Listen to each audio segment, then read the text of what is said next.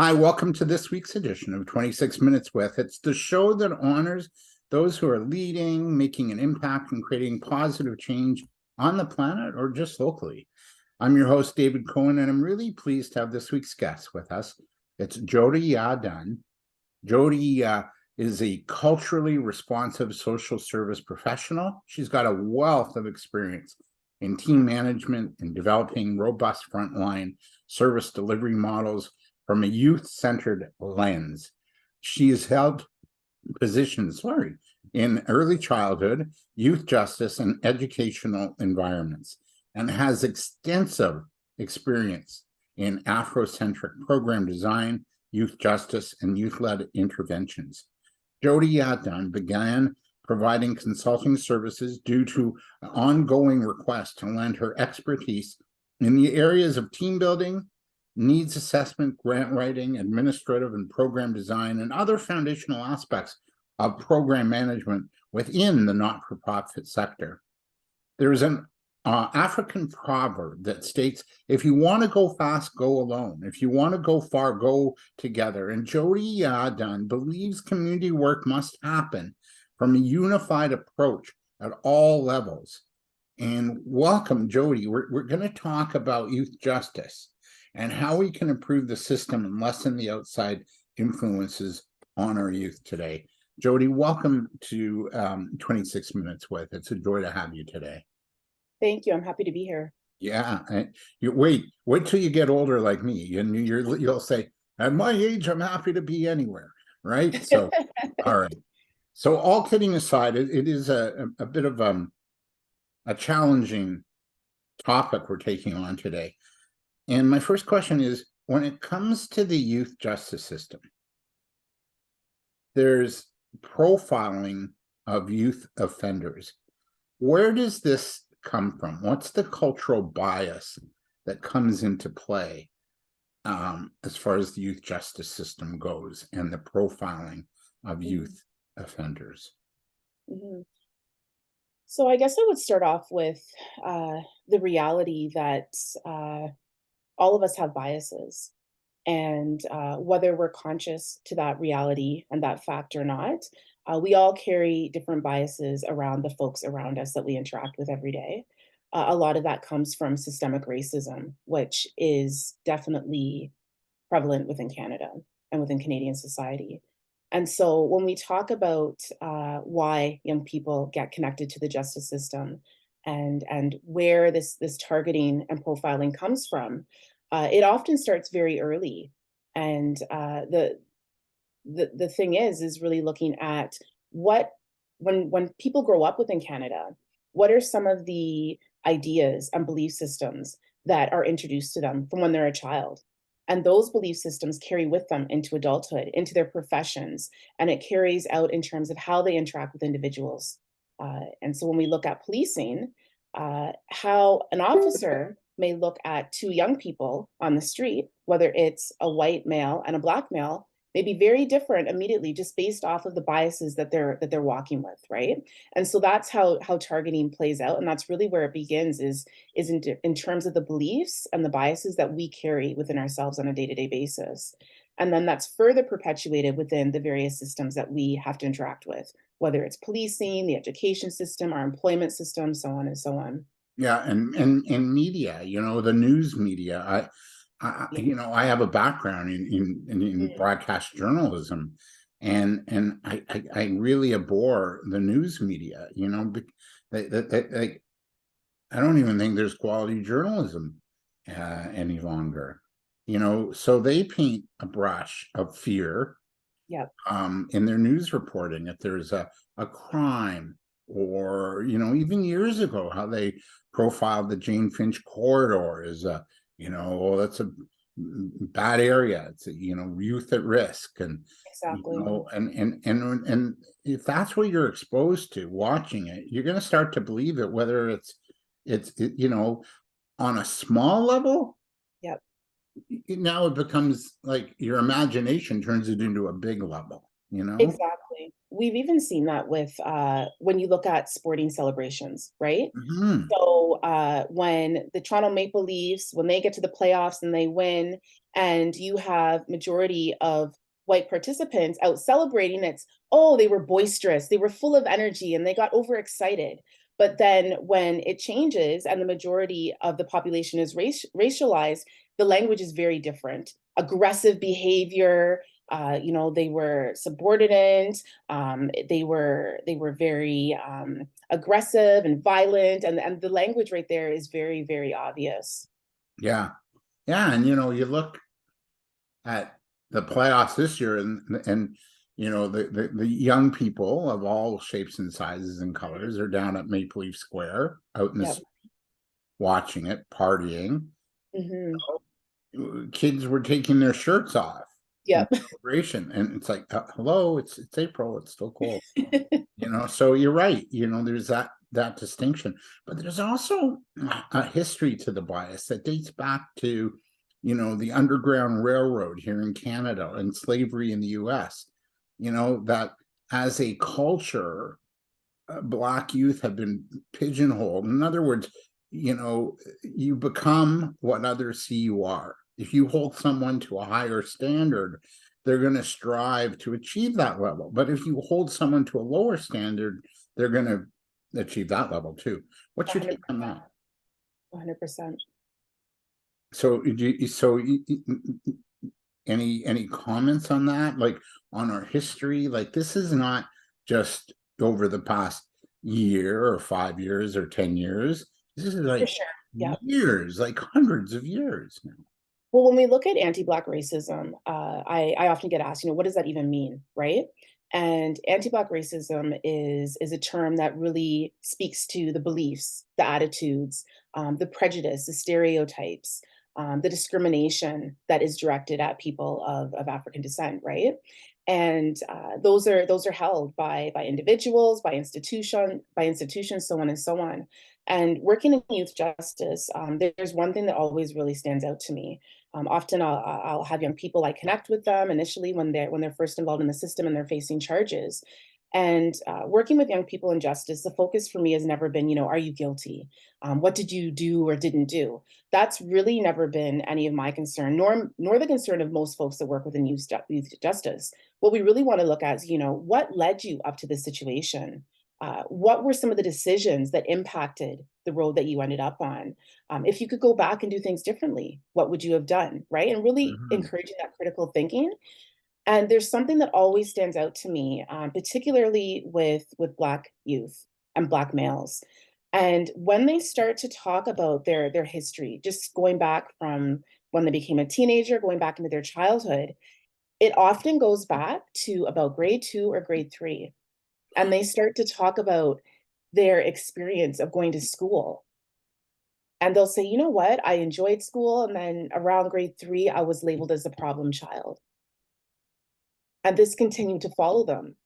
And once you talk about labels and expectations, a lot of our Black males are experiencing that. And it's actually been proven now with studies. This is starting in daycare. So by the time they're in the toddler room at daycare, teachers are already racially targeting the children in their classrooms.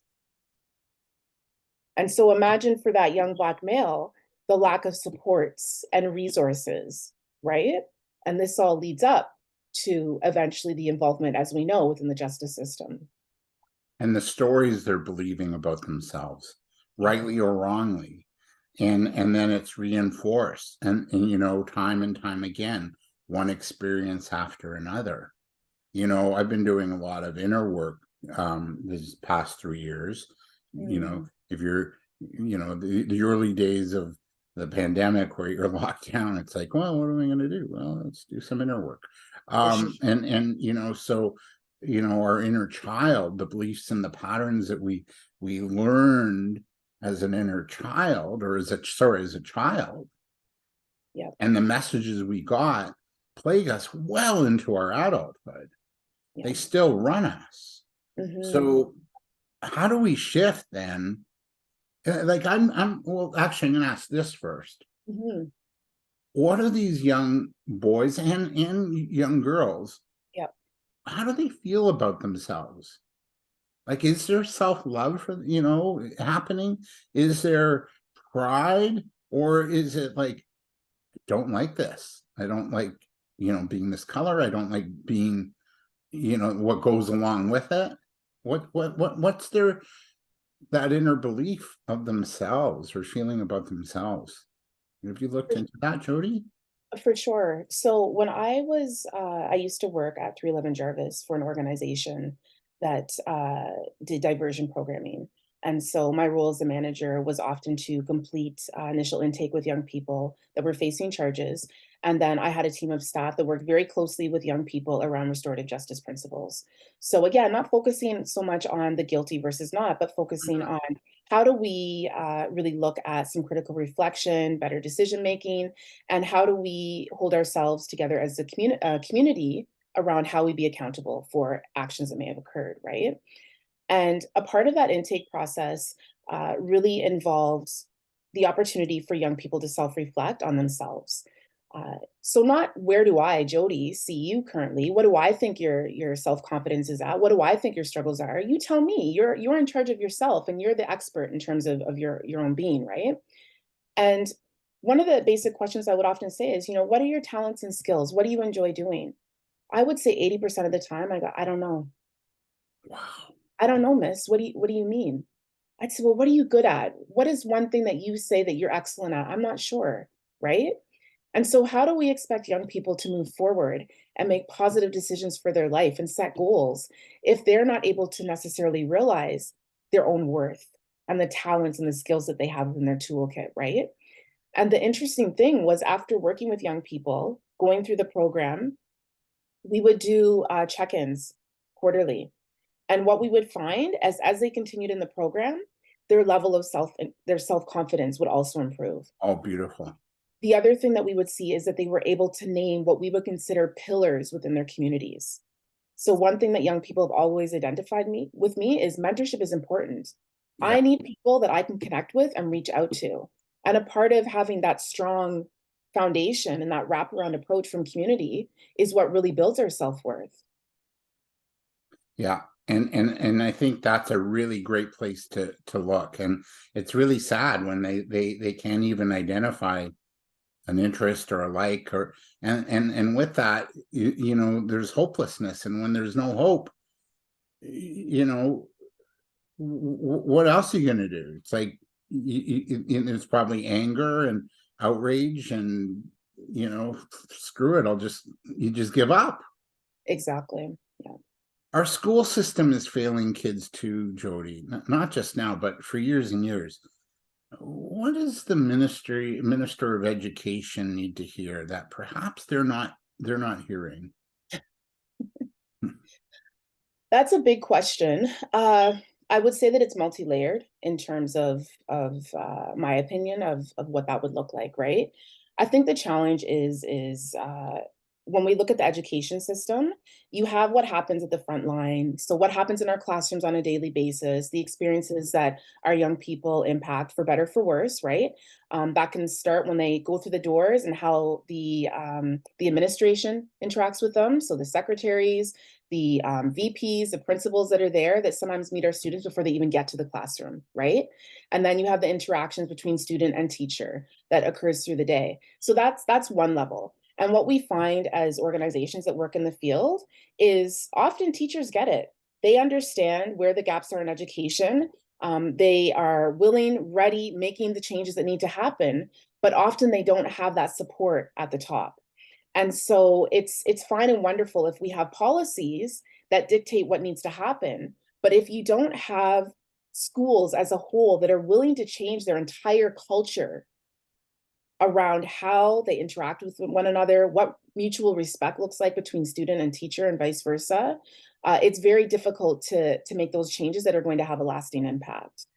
So again, you might be able to make those changes within one classroom, but what happens when that student goes through their second period and they now have interacted with a teacher that really isn't interested in developing their strategies around how they engage with racialized populations? Hmm. I watched in advance of our interview today. the documentary that you're featured in, actually, you know, where it talks about the school to prison pipeline. Talk to us about that documentary, how it came about, and I was hopeful at the end. What was your take about the relevance and importance of watching that documentary? It's on YouTube if somebody wants to see it.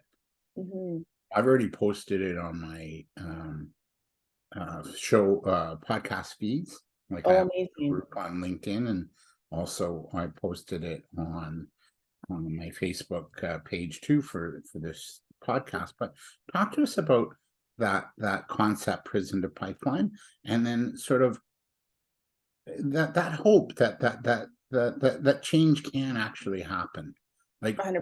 real lasting generational change. So I guess I'll start off by just explaining what the school to prison pipeline is. Yes. So really what that is speaking to is the fact that unfortunately, often young people's first interaction with the justice system stems through the school system. And sometimes it happens very directly, and sometimes it happens in a variety of non-direct methods, but still ultimately leads them to be involved with the system. So I'll give a couple of quick examples. So a young person may be attending school, maybe they're struggling with attendance. They're coming in late, they're skipping classes, and they're just disengaged from school. They're not really connected in a meaningful way. So we know if young people have idle time and they are not engaged positively, they will find other things to do with their time. And so not being in school because it's not perhaps a welcoming space, perhaps they have encountered anti-Black racism numerous times, perhaps there is bullying or other things that are going on that is causing it to be a negative environment. And so they're skipping. They may find themselves involved in other activities, which is ultimately going to get them arrested.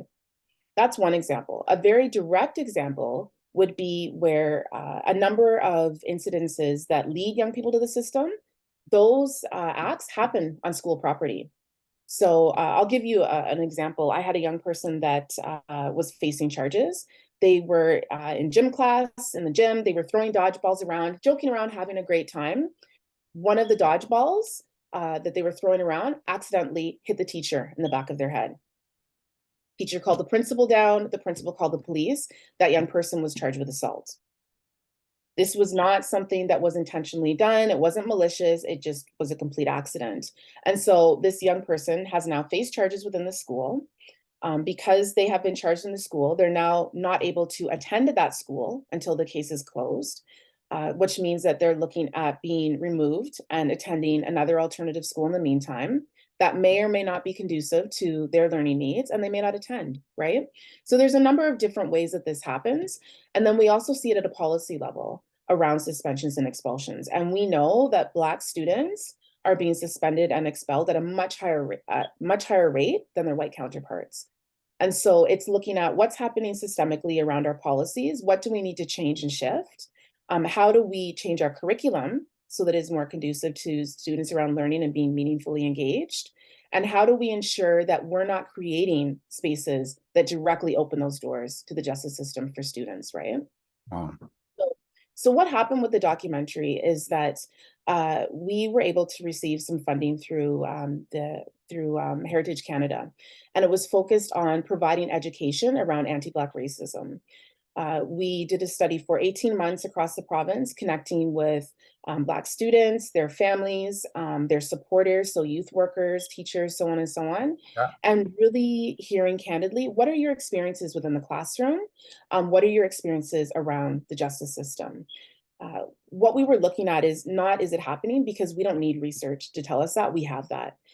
What we really wanted to look at are what are the unique nuances that are happening across the province. So for myself, raising my family in Durham, my experiences may be very different versus a family living in Windsor or young people attending classes in Ottawa, right? And the reason we decided to create a documentary is there's so much research and so many reports that highlight the realities of Black Canadians, but it's not accessible to most. You know, my 15-year-old son isn't going to sit down and read a report, but he's watched the documentary. And so we really wanted to create something that showed the realities, but it also showed innovative methods that our community is utilizing to address the disparities that are happening. So yes, we know these are the realities, but there's a lot of amazing things that are happening in our community that is being led by parents, by young people, by stakeholders, and let's highlight that too, so that when folks watch this film, they can also say, "Oh, I didn't know that this organization existed in Windsor. I can now access that for my children." Yeah, and it's not just education. It's a cultural experience. It's music, it's dance, it's food, it's coming together, it's celebrating who you are, and honoring that, right? That, I think that's really important. So what needs then to in terms of the thinking in our schools, what needs to shift in order to empower you so that we can all level up, all of us? I think, I mean, number one, it's acknowledgement, right? And what I've been hearing, I mean, there's certainly a shift, and it's beautiful to see. Mm, What I'm hearing from young people now is, oh my gosh, that's what I was experiencing, but I didn't know there was a name for it. That's anti-Black racism. My teacher has acknowledged that this is something that's happening instead of thinking, am I imagining this? Right? And so once we're able to acknowledge the realities of what's happening in our school, that's the first step. Then we can look at, okay, let's take a step back. How do we meaningfully address this? If we are not able to acknowledge it, which, let's be honest, there's a number of Canadians that still refuse to accept the idea that racism exists in Canada. That's a fact. yeah. I was in a school 2 years ago, and, the students came to me and they said, "Miss, we're not doing anything for Black History Month." So I said to the teacher, I said, "You know, the students are asking me, can they organize something? Can we do some events and whatnot?" And they said, "We don't have racism in Canada. What will we talk about?" This was 2 years ago, right? So once the acknowledgement is there, really providing spaces for students to look at what are the resources and tools that they need. Our young people are amazing. Beyond their resiliency, they're leaders, they're talented, they have these skills. They just need the space that's willing and welcoming to support what they would like to do within these spaces. Yeah. And, I remember, well, just watching the documentary, and there was a young man who was a kid in school, was accused of, uh, you know, I don't know if he beat him up, but they had an altercation with a young white kid. And the principal, had it that he was guilty Yeah, before she even found out. And, you just admit it, right? And the pressure was on. And here's a young kid, right? And yeah. then she left him alone in the dark, in a dark room, to kind of Closet. sort things Yeah. out and process this. And then she came back, and he prayed to God and Jesus, and he Mhm. has a Christian background. And now he's a beautiful young man and a drummer, musician. Um, and she said, "I'm really sorry. I made a mistake. Yeah. It wasn't you." And I Mhm. think we need that. I think we need accountability. I Yeah. think we need accountability in schools and in government in many places, but this is a good start, because I don't know why there's such a fear of being accountable, admitting your mistakes, and Yeah. being in integrity. And I think when we can actually have genuine um, apologies, Yeah. and and that's when too, that's when the healing can happen too, and it's I real and genuine. I definitely agree. I think when we look at our schools and what could be done differently, there's a few things that really stand out to me. Number one is if schools would adopt a model around restorative justice, right? And looking at shared accountability in terms of altercations that happen. Hmm. A lot of school is not just the academics, it's how do we navigate the social interactions, right? So that when we're adults, we have conflict mediation skills, we have anger management and all these things, right? Like that's a part of what we're supposed to learn when we go through school. And there's some schools out there that are doing an amazing job. So, for example, a lot happens on the school grounds during recess, right? And often what it typically looks at is two students, they had an altercation, whether it was physical or not, maybe they exchange words. The staff that's on duty at recess sees this and reports it back to the teacher. Oh, Jody was having a hard time at recess. I just wanted to let you know. Okay, no problem. They get a stern talking to, and then they go back to the lesson, right? So there's no real opportunity to really break things down as to what actually happened and to provide that space for the student, right? What's happening in schools around restorative justice now is there's a teacher that works out of Nelson Mandela in Regent Park area downtown. Yeah, I used to work right next door. And this teacher is, I just love what they do. So after recess, they come in, she puts all the students in a circle. And they say, okay, did anything happen during recess? Oh, okay, you two and you two come to the middle of the circle. They all work out together what happened. They all work together around a resolution and what they're going to do differently next time. And then it's done. And then what they're doing is this is carried throughout school. So as they get older, the grade 7 and 8 students, they're able to go support the grade 1 and 2 students around altercations, right?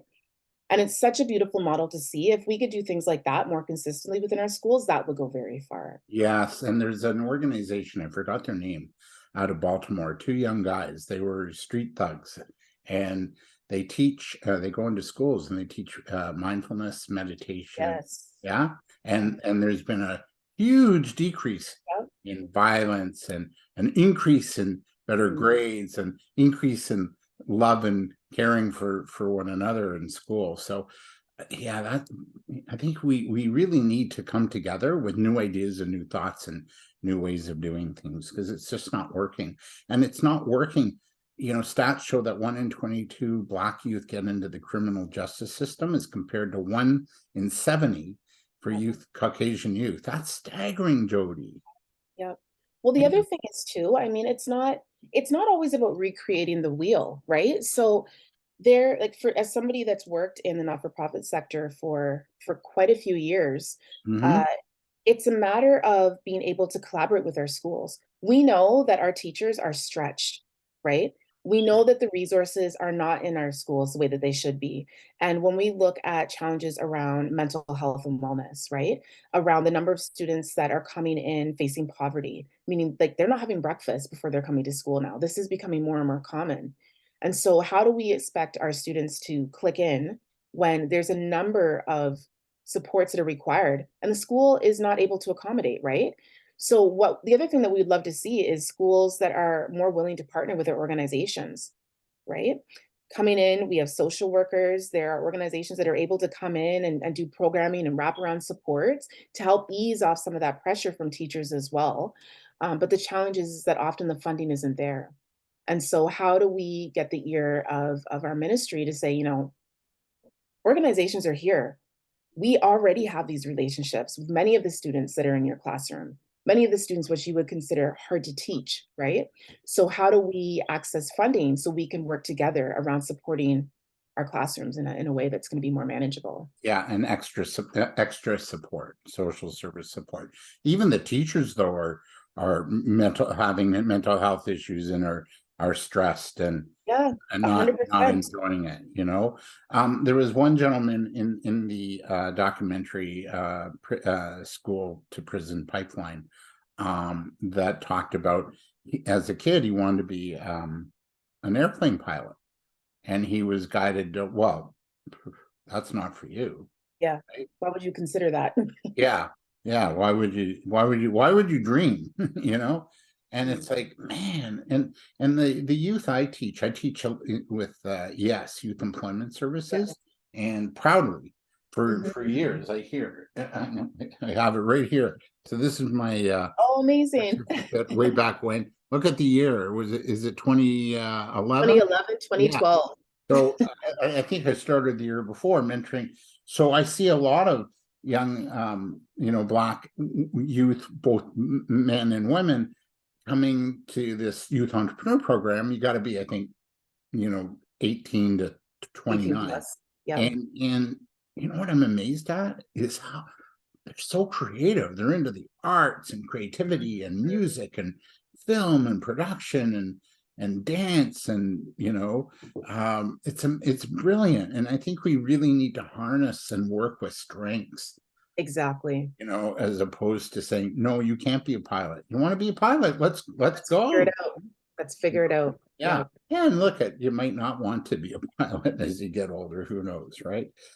Um, what about this notion, Jody, about, bringing in spirituality, new psychology, dealing with trauma and hurts and pain to help rehabilitate young Yeah. offenders? Yeah, for sure. It's That's an interesting question. So when I started working in community back in Malvern around 2004, Yeah, uh, that's I another high-risk remember, area in the GTA, right? what's that? That's another high-risk area in the GTA. But you know what's so funny? This is timely because I was speaking with somebody yesterday. They were asking me just around my history and life and kind of where I've been, and Malvern came up, and I said to him, I said, I love Malvern. Out of everywhere that I've worked, spent time either personally, professionally, I've always had a special place in my heart for Malvern.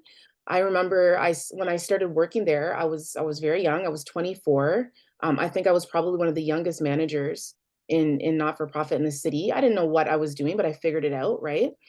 And Malvern was it stood out to me because it had such a strong sense of community.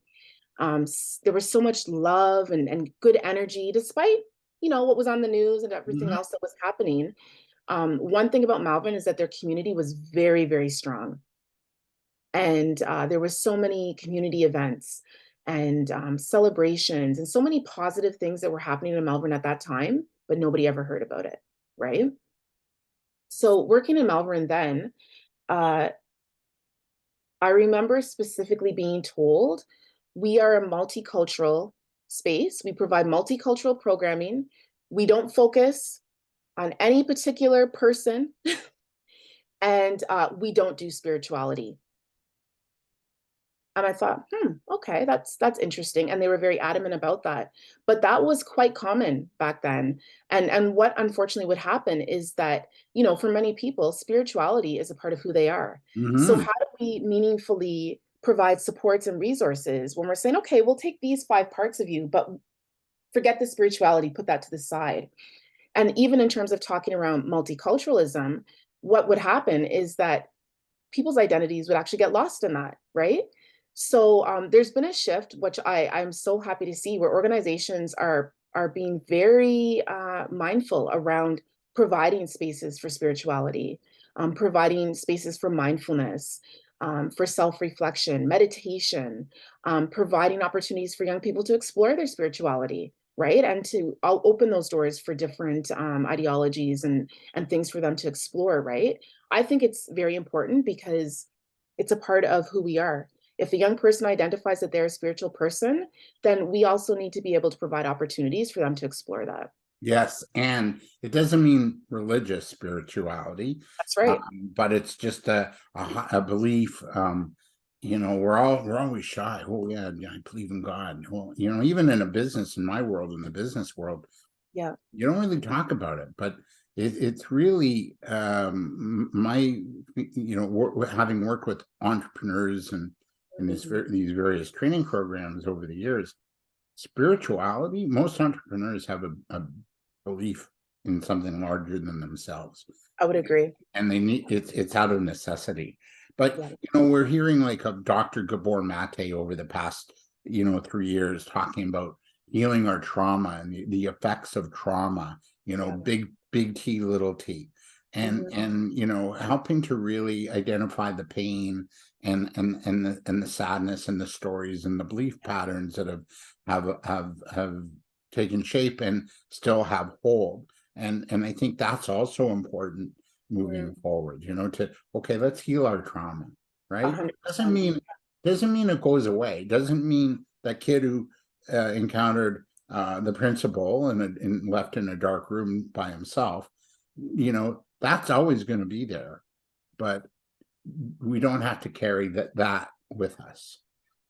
And again, it's the acknowledgement, right? So, uh, working from a trauma informed perspective, it's important that we acknowledge the trauma that our young people have experienced. we cannot heal and we cannot provide services and resources if we don't acknowledge that it's there. And not only for young people, what I'm seeing now as a consultant is, which is amazing, is workspaces are calling folks like us in to do training.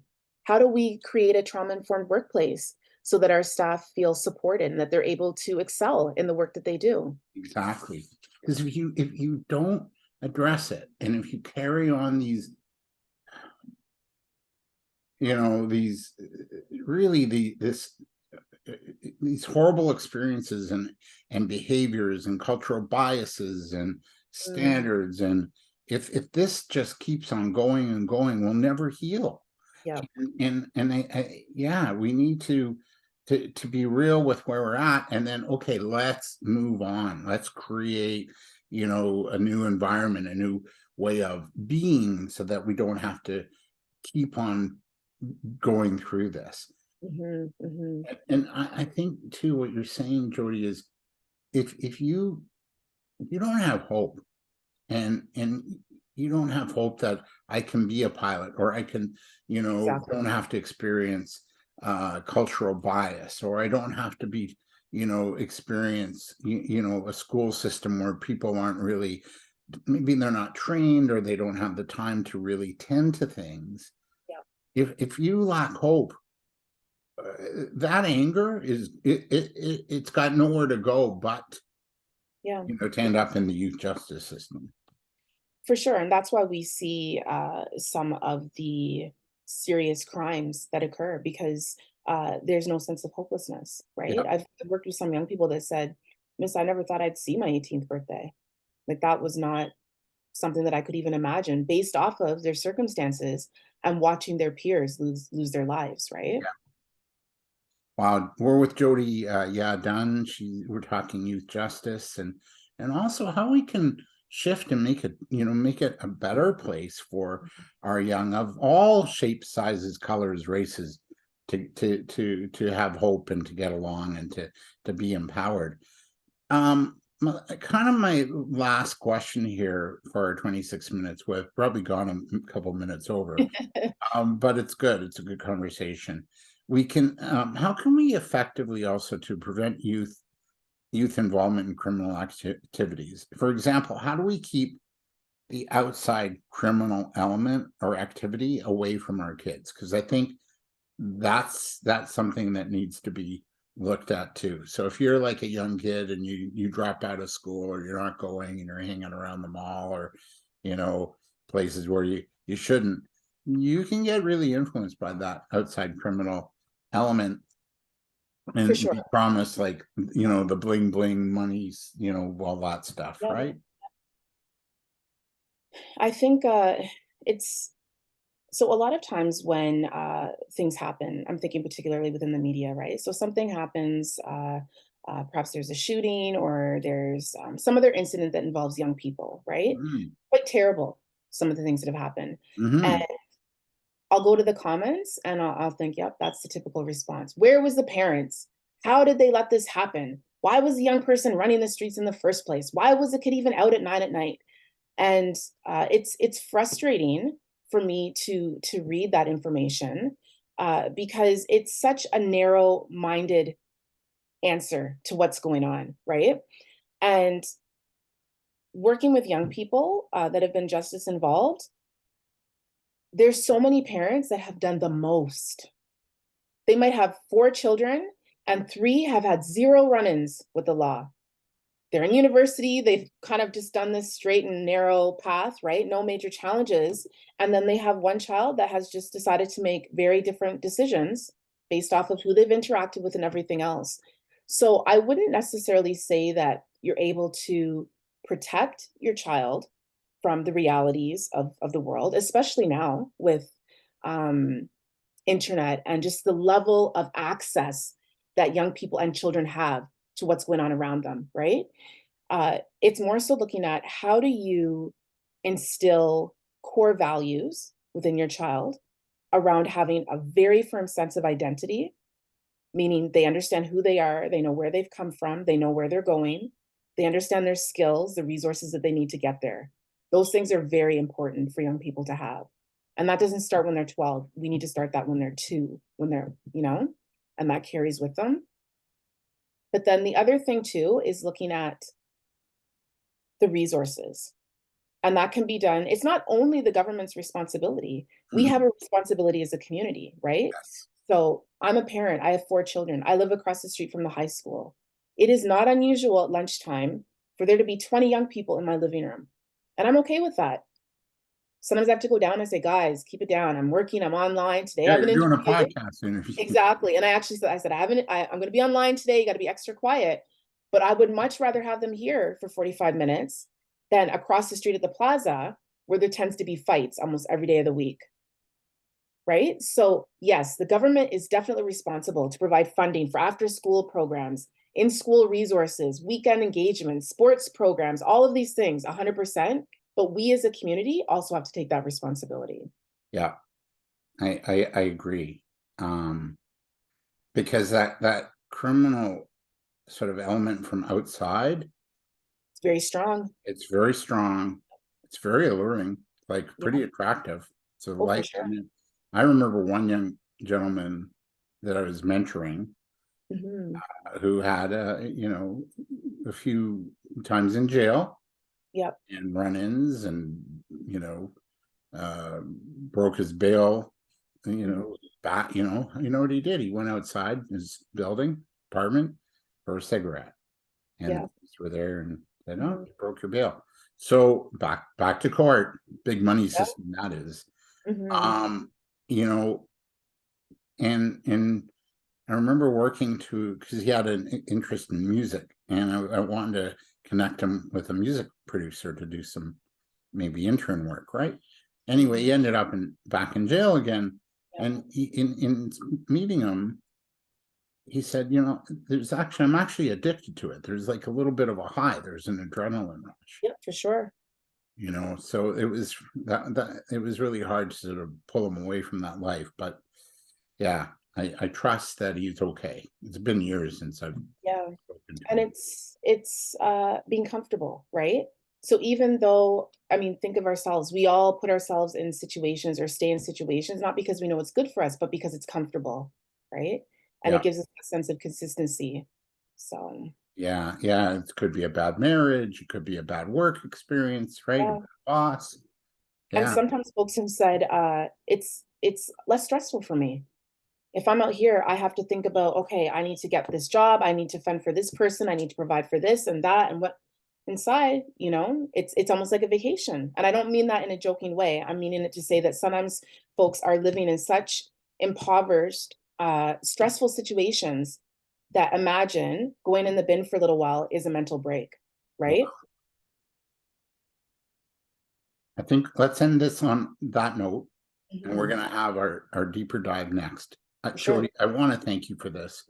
Where do we reach you to learn more about you and the work you're doing? Because you're doing phenomenal stuff. Thank you. Probably Instagram is where most people tend to flock.